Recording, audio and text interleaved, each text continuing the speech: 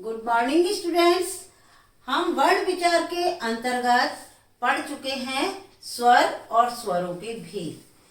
अब हम पढ़ेंगे व्यंजन क्या होते हैं और व्यंजन के भेद कितने होते हैं।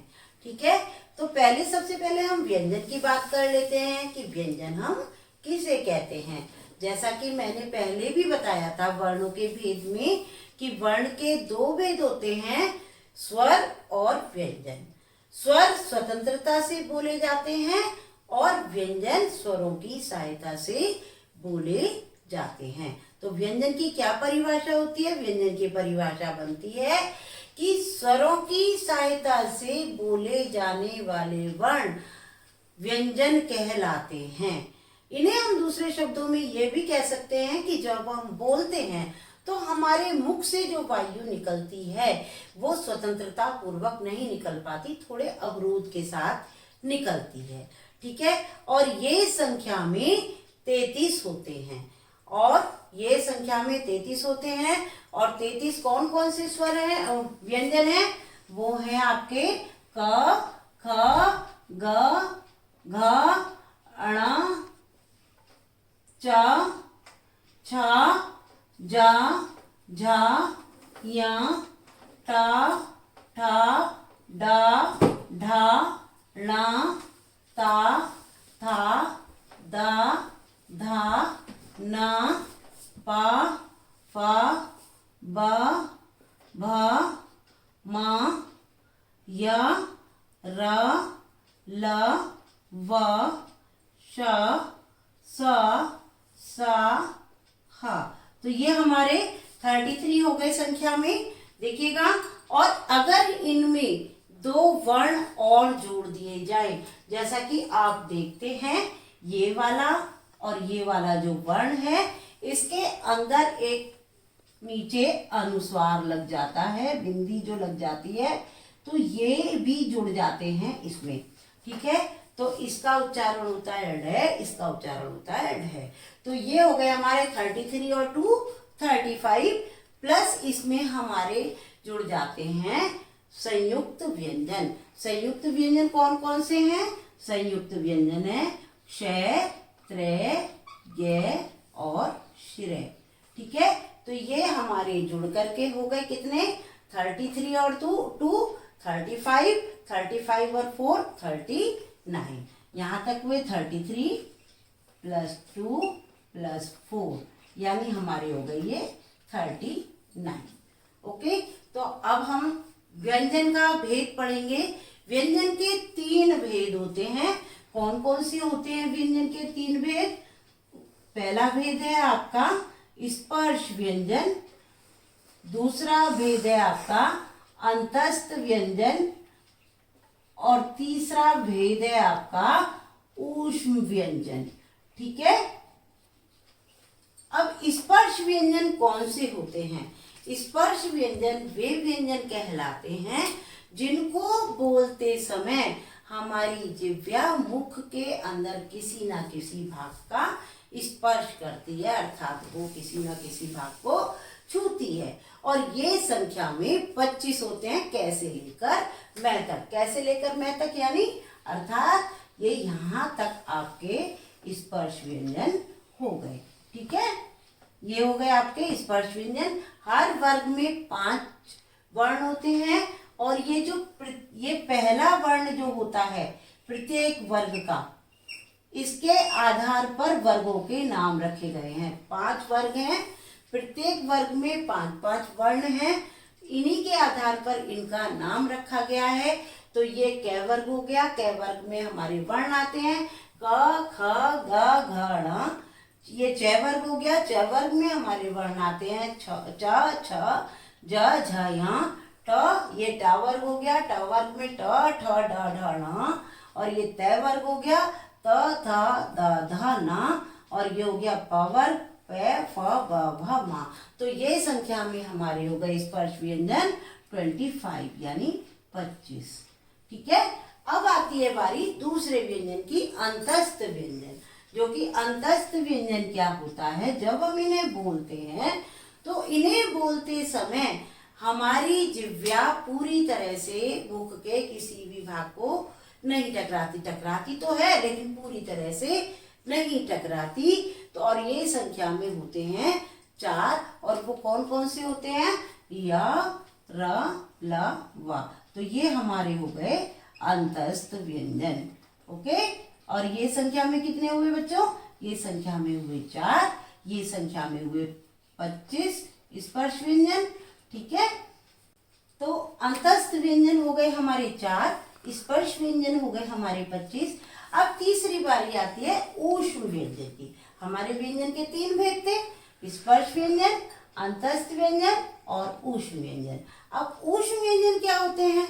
जब हम बोलते हैं तो बोलते समय, जिन वर्णों को बोलते समय हमारे मुख से गर्मी सी निकलती है तो वो कहलाते हैं हमारे ऊष्म व्यंजन। और वो कौन कौन से हैं? से है, ये संख्या में होते हैं 4। तो हमारे हो गए कितने?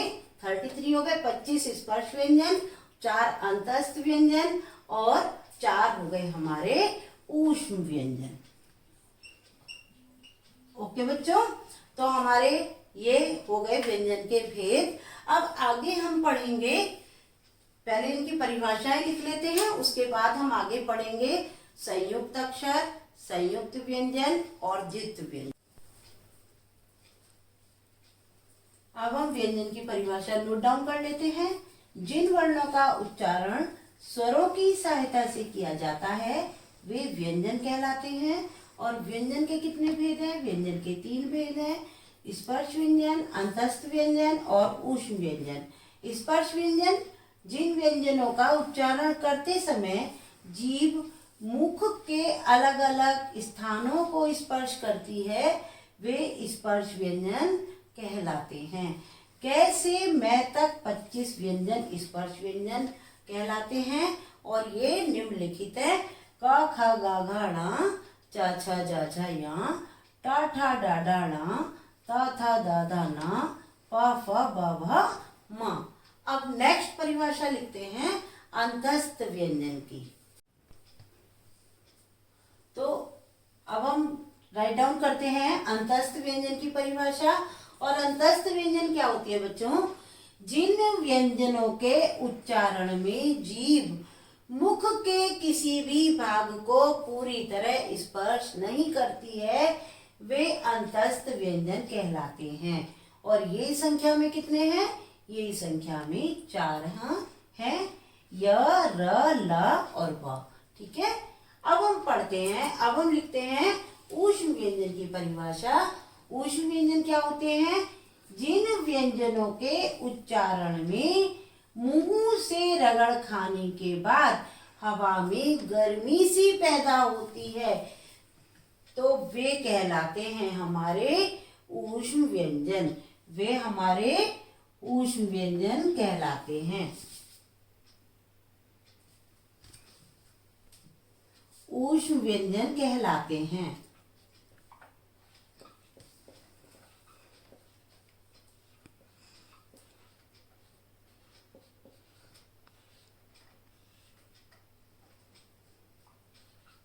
और ये भी संख्या में कितने होते हैं? ये भी संख्या में होते हैं 4।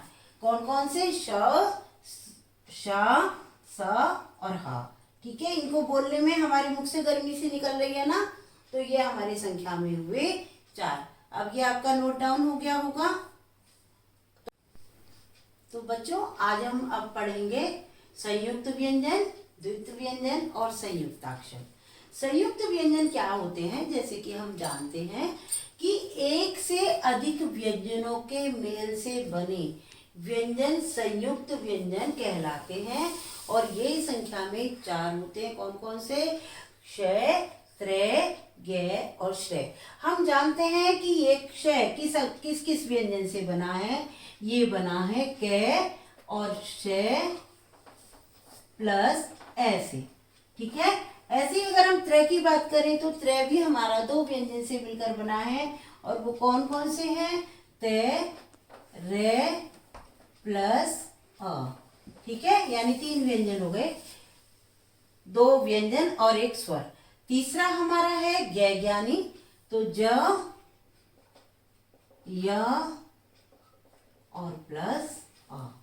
ठीक है, ऐसे ही हमारा श्रेय की बात करते हैं तो श्रेय भी हमारा इसी प्रकार से बना है, श्रेय प्लस रे प्लस ऐसे।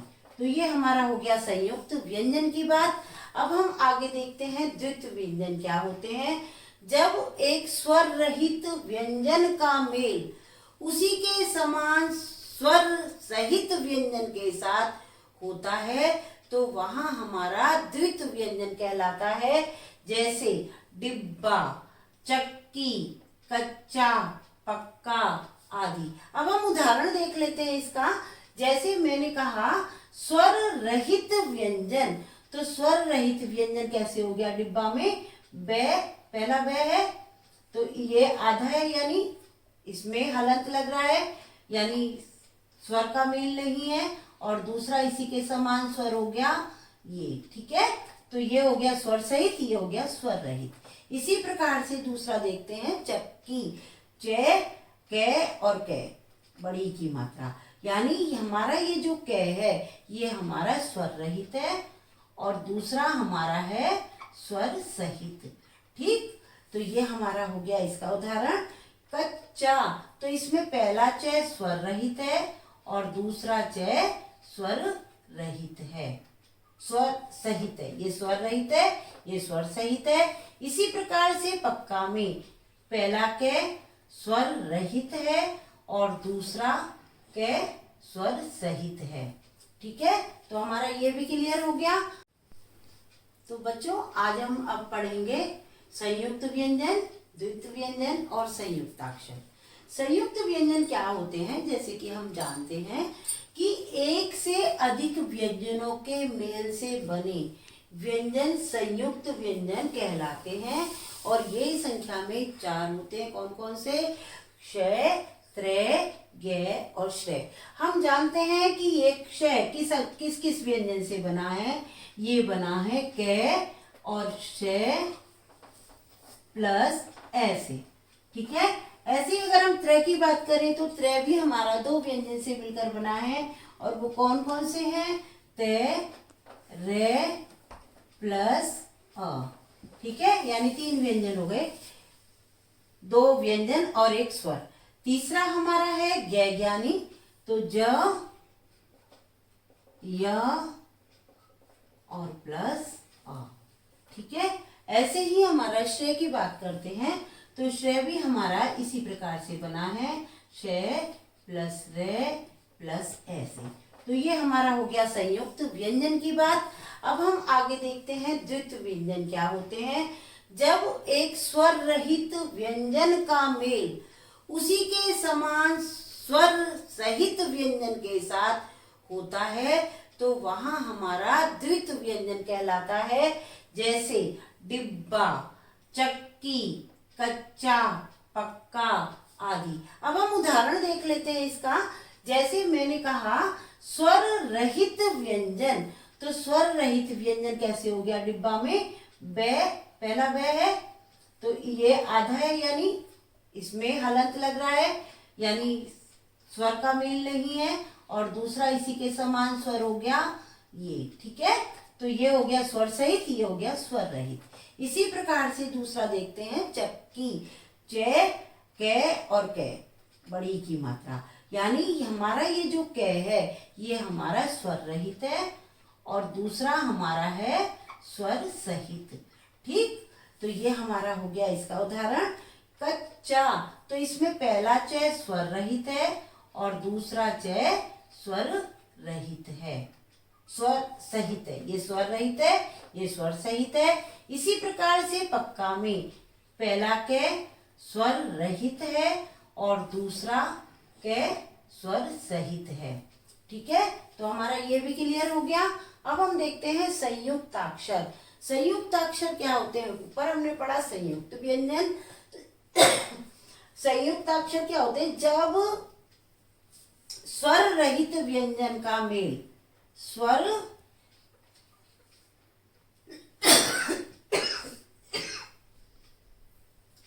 अब हम देखते हैं संयुक्ताक्षर क्या होता है।